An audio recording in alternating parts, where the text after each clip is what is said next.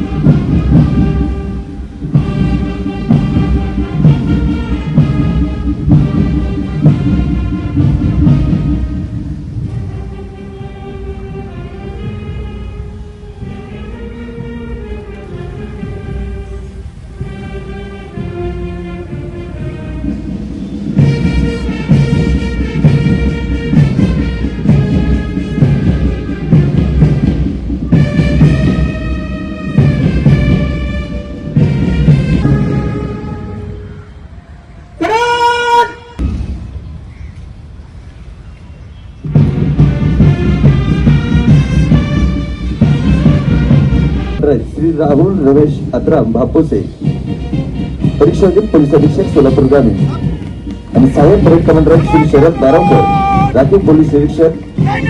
यानंतरचं पथक आहे एसआरपीएफ राज्य राखीव पोलीस बल गट क्रमांक 10. या पथकाचे नेतृत्व करीत आहेत पोलीस उपनिरीक्षक श्री राजेंद्र बारई आणि त्यांना सहाय्यक करीत आहेत पोलीस उपनिरीक्षक हिरालाल मावस्कर. 6 मार्च 1948 रोजी एसआरपीएफची स्थापना पुरंदर पुणे येथे झाली. एसआरपीएफचे राज्यात एकूण 19 गट असून या पथकाचे नेतृत्व करीत आहेत पोलीस उपनिरीक्षक विष्णू गसिने आणि सहाय्य करीत आहेत पोलीस उपनिरीक्षक रघुनाथ जाधव. राज्यात कायदा व सुव्यवस्था राखणे, नक्षली कारवाई रोखणे यासह निवडणुका तसेच सण समारंभाच्या काळात शांती पथक. या पथकाचे नेतृत्व करीत आहेत पोलीस उपनिरीक्षक बनसुडे आणि त्यांना सहाय्य करत आहेत पोलीस उपनिरीक्षक नागेश जेळे. शहरातील कायदा व सुव्यवस्था अबाधित राखण्यासाठी दिवसरात्र एक करणारे, सण समारंभ आणि मिरवणुकीच्या काळात चोख बंदोबस्त ठेवून शहराची शांतता टिकवण्यास कार्यरत करणारे ते सहाय्यक पोलीस निरीक्षक श्रीमती येळे. प्रेम, त्याग आणि कर्तव्य सगळ्यात माझा नंबर पहिला आहे, म्हणून त्या नाडीने उदरात सांभाळते. लेकरांनो, मी माता, मी महिला आहे, असा हा पोलीस अधिकारी. या पथकाचे नेतृत्व करीत आहेत सहाय्यक पोलीस निरीक्षक श्रीमती अंजना फाळके आणि त्यांना सहाय्य करीत आहेत पोलीस उपनिरीक्षक श्रीमती स्नेहल सोमदे. आजची महिला ही सुशिक्षित आणि कष्टकरी, प्रत्येक क्षेत्रात पुढे, कला, क्रीडा असो वा नोकरी. चक्क पथक या पथकाचे नेतृत्व करीत सहाय्य करीत आहेत पोलीस उपनिरीक्षक श्री अजय कोपरभट. जिल्ह्यातील ग्रामीण भागातील नागरिकांना सुरक्षा व संरक्षण पुरवण्यासोबतच कायदा व सुव्यवस्था अबाधित ठेवण्याच्या दृष्टीने जिल्ह्यात आता सन्माननीय पालकमंत्री महोदयांना मानवंदना देणार आहेत. या पथकाचे नेतृत्व करीत आहेत कंपनी कमांडर श्री अमित चव्हाण आणि त्यांना सही करत आहेत वरिष्ठ पलटण नायक श्री उस्मान पटेल. निष्ठा व सेवा हे या दलाचे ब्रीदवाक्य आहे. या पथकाचे नेतृत्व करीत आहेत पोलीस उपनिरीक्षक श्री प्रकाश बनसोडे आणि सहाय्य करीत आहेत पोलीस उपनिरीक्षक श्री प्रशांत क्षीरसागर. शहरात कोणताही कायदा व सुव्यवस्थेचा प्रश्न निर्माण झाल्यास हे पथक अत्यंत कमी वेळेत जलद हालचाली करून घटनास्थळावरील सामरिक माहिती गोळा करण्यासाठी कारवाई करते. परिणामी आजच्या काळातील महिला या आपला नसून सबला आहेत. त्या प्रत्येक क्षेत्रात आपलं कर्तृत्व गाजवित आहेत. हे जरूर दर्शवणारे हे पथक या पथकाचे नेतृत्व करीत आहेत पलटण नायक श्रीमती विशाखा कसबे आणि त्यांना सहाय्य करीत आहेत पलटण नायक श्रीमती एस बिलासकर. त्यानंतर महाराष्ट्र सुरक्षा बल MSF या पथकाचे नेतृत्व करीत आहेत सुरक्षा रक्षक श्री गुरुनाथ गौडनवरू, सुरक्षा पर्यवेक्षक श्री नरेश तोडकर. महाराष्ट्र सिक्युरिटी फोर्स ही महाराष्ट्रातील एक सरकारी सुरक्षा एजन्सी आहे. राज्यातील सार्वजनिक क्षेत्रातील उपक्रमांना अधिक चांगले संरक्षण आणि सुरक्षा प्रदान करण्याच्या उद्देशाने महाराष्ट्र सुरक्षा.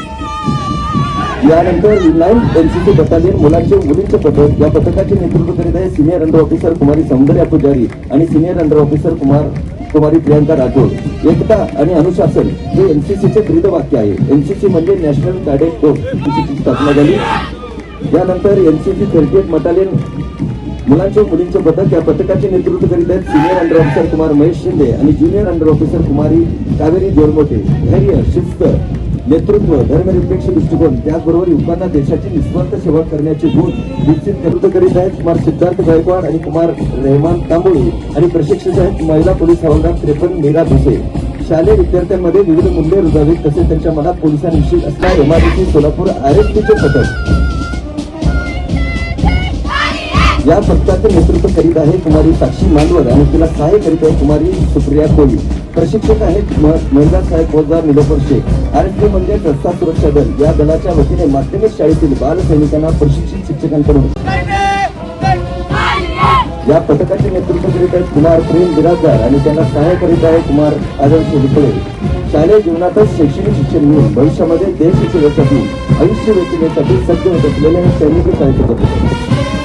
यानंतरचं पथक सन्मान्य पालकमंत्री महोदयांना मानवंदना देणारे ते वार्षिक पथक सारे जहां से अच्छा हिंदुस्तान हमारा, हम बुलबुले हैं इसलिए ये हिंदुस्तान हमारा अशा देशभक्ती जागवणाऱ्या आणि स्फुरण निर्माण करणाऱ्या स्वरांनी हे देशभक्तीचे वातावरण दुमदुमून टाकणारे हे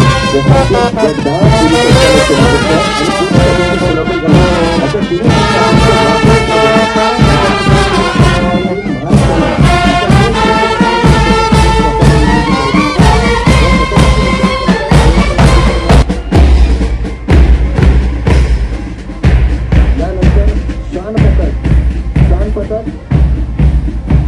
विरोधी कारवायात मदत, बॉम्ब शोधक तसेच गुन्हे उघडकीस आणणे या पथकाचं काम आहे. अंमलीजन्य पदार्थ शोधण्याचं देखील काम करतं. या श्वानाचे बेला डॉगचे चापोशी 12/09 गणिरे. यानंतरचं पथक बॉम्ब शोधक आणि नाशक पथक सोलापूर शहराकडून दैनंदिन पोलीस आयुक्तालयाच्या हद्दीतील सरकारी आस्थापना, धार्मिक स्थळे, उत्सव, जयंती मिरवणूक, मार्ग, मॉल या ठिकाणी चालक आहेत ग्रेट बसे येतात स्वामी. यानंतरचं वाहन आहे फॉरेन्सिक सायन्स व्हॅन. घडलेल्या ठिकाणी तात्काळ देऊन वैज्ञानिक पद्धतीने पुरावे एकत्रित करण्याचे या वाहनाचे काम आहे. या वाहनावर बेकायदेशीर नियंत्रण वाहिनी जमाव पांगवण्याकरता वज्र वाहनामधील इलेक्ट्रिक गॅस सेलचा उपयोग करून जमाव पांगवता येतो. या वाहनावर चालक आहे श्री शिंदे. वज्र महारक्षक वाहनाचा नक्षलग्रस्त भागात व ज्या ठिकाणी भूसुरुंग पेरून ठेवले असतील अशा ठिकाणी वापर करता येतो व या वाहनावर भूसुरुंग अथवा गोळीबाराचा काही परिणाम होत नाही. त्यामुळे नक्षलवाद्यावर व अतिरेकी हल्ल्याच्या वेळी या वाहनातील जवान ठोसपणे उत्तर देऊ शकतात. याच्यावर चालक आहेत तापोशी 18-19 तात्यासाहेब जाधव असतील. म्हणजे तोफेमधून गर्दीचे व दंगलीच्या ठिकाणी असंख्य लोकांना आटोक्यात आणण्याकरिता पाण्याचा मारा केला जातो. या वाहनावर चालक आहेत तापोशी 18-19 तापोशी 18 वसंत दायगुडे. यानंतर देवदूत हे सोलापूर महानगरपालिका सोलापूरच्या अग्निशमन दलाचे देवदूत वाहन आहे. हे रेस्क्यू प्लस त्याच्यामध्ये आग विझवण्याचा रस्ता सेवा पुरवणारे अनेकांना जीवन देणारी सेवा देणारे अत्याधुनिक तंत्र समावेश असलेले वाहन आहे. याच्यावर यांच्या मार्गदर्शनाने आतापर्यंत 6,33,354 रुग्णांना मोफत सेवा दिलेली आहे. यानंतरचं वाहन आहे चित्र 2025 पासून नव्याने सुरू झालेल्या आपदा मित्र व सखींचे पथक आपल्या समोर येत आहे. यंदाच्या आलेल्या भीषण महापुरामध्ये आपदा मित्र आणि सखींनी पूरस्थितीच्या संपूर्ण कालावधीत माननीय जिल्हाधिकारी यांच्या मार्गदर्शनाखाली आणि जिल्हा आपत्ती व्यवस्थापक समन्वयाने सीना नदीला आलेल्या पुरामध्ये अडकलेल्या गावातील लोकांना यांत्रिक बोटीच्या सहाय्याने सुखरूप बाहेर काढले आहे. तसेच जीवनावश्यक साहित्याचा पुरवठा बोटी सहाय्याने करण्यात आला. सोलापूर जिल्ह्यातील पूरग्रस्त भागातून एकूण 4,885 नागरिक 14,000हून अधिक लोकांना स्थलांतरित करण्यात आले. तसेच त्यामध्ये कोणतीही जीवितहानी झालेली नाही. सहयोगी संस्था जिल्हा भागातील प्रजनन आरोग्य शिबिराचे सोलापूर शहर असेल, जिल्हा असेल, प्रगतीच्या दिशेने वेगानं पुढे जावा आणि या सगळ्या प्रक्रियेमध्ये संविधानाचा सगळ्यात मोठा वाटा असतो. खास करून खूप मोठा संविधानाचा उत्सव नुकताच शहरामध्ये पार पडला. प्रचंड उत्साहाने शहरातल्या जनतेनं, मतदार बांधवांनी त्यामध्ये भागही घेतला आणि शहराच्या विकासासाठी जी लोकशाही प्रणालीमध्ये जी निवडणुकीची प्रक्रिया असते ती पार पडली. शहरानं पुढील 5 वर्षासाठी शहराची सेवा करण्यासाठी 102 लोकप्रतिनिधींना निवडून दिले. त्याही लोकप्रतिनिधींना मी मनापासून शुभेच्छा देतो. त्यांच्या हातून सर्वोत्तम या शहराची सेवा घडावी अशा पद्धतीच्या भावना व्यक्त करण्यात. आपण बघतो की तंबाखू मुक्तीचा असेल, व्यसन मुक्तीचा असेल, या सगळ्यावर शासन खूप मोठं काम करते. त्याचाच भाग म्हणून आपण बघितलं असेल की अशा मोठ्या मोठ्या कारवाया होत आहेत. खास करून आज साताऱ्यात झालेली कारवाई त्याचं प्रतीक आहे. भविष्यामध्ये या सगळ्यांच्याकडून जे बेकायदेशीर तंबाखू विक्री असेल किंवा ड्रग्सचा विषय असेल त्याच्यावर खूप कडक कारवाई या निमित्तानं करण्याचं धोरण शासनाचं आहे. त्या अनुषंगाने कारवाई होते आणि अशा सगळ्या बेकायदेशीर कृत्यांना आळा बसला पाहिजे. त्यासाठी शासनानं आणि खास करून संबंधित व्यवस्थेनं पोलीस यंत्रणेनं खूप ताकदीनं काम करावं लागेल. नाही, मला या संदर्भातली माहिती नाही. मी माहिती घेऊन आपल्याला या संदर्भात बोलेन. आता अंधारांना सगळा अंधार समोर दिसत असल्यामुळे त्या अंधारात काय चाललंय हे समजत नाहीये. आता प्रक्रिया लोकांच्या भावना समजून घेतल्या पाहिजेत. लोक कोणासोबत आहेत हे समजून घेतलं पाहिजे आणि किमान आता लोकांनी दिलेल्या जन आधाराचा आधार स्वीकार केला पाहिजे.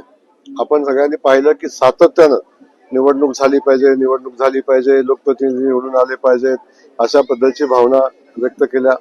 त्यानंतर अनेक वेळा व्यक्त केलं की लोकांच्या जनभावनेचा आदर केला जात नाही, लोकांच्या मताचा आदर केला जात नाही.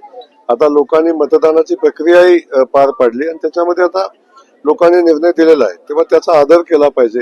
जर सुषमाताई लोकशाही मानत असतील, भारतीय राज्यघटना डॉक्टर बाबासाहेब आंबेडकरांची मानत असतील, तर त्या या सगळ्या घटना स्वीकारतील, निकाल स्वीकारतील आणि आता जी परिस्थिती मुंबई समोर आणि राज्यातल्या सगळ्या शहरांच्या समोर आणि राज्यासमोर आलेली आहे ती सगळी स्वीकारतील. हो, खरं तर सोलापूर आणि तिरुपती विमानसेवा पुन्हा एकदा सोलापुरात चर्चा सुरू झालेली आहे, काय सांगा?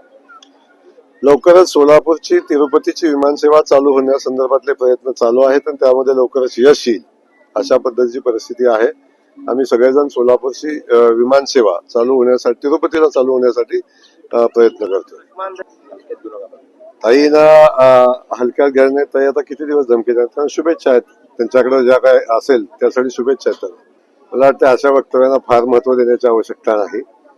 आपण सगळेजण बघतो की हा आज प्रजासत्ताक दिन साजरा करतोय आणि तो साजरा करत असताना देश महत्वाचा आहे आणि देशामध्ये सामाजिक ऐक्य महत्वाचं आहे. पण या सामाजिक ऐक्याला तडा जाईल अशा पद्धतीचं वक्तव्य ना इम्तियाज जलीलनं करावं ना अन्य कुणी करावं. या ठिकाणी सामाजिक ऐक्याला बाधा येऊ नये असं सगळ्यांनी वागलं पाहिजे, या निमित्तानं सांगणं आवश्यक आहे. आता कोण महाराष्ट्राचा अपमान करतोय याचं सर्टिफिकेट संजय राऊतांच्याकडून आवश्यकता नाही मला वाटतं त्या सर्टिफिकेटची. आता पद्मभूषण जाहीर झालेला आहे तर त्यांचा सन्मान केला पाहिजे. प्रत्येक गोष्टीत राजकारणात आणलं पाहिजे, प्रत्येक गोष्टी टीकाच केली पाहिजे असं मला वाटत नाही. त्यामुळे त्यांनी त्याचं स्वागत करायला हवं. Like, subscribe, click on the bell.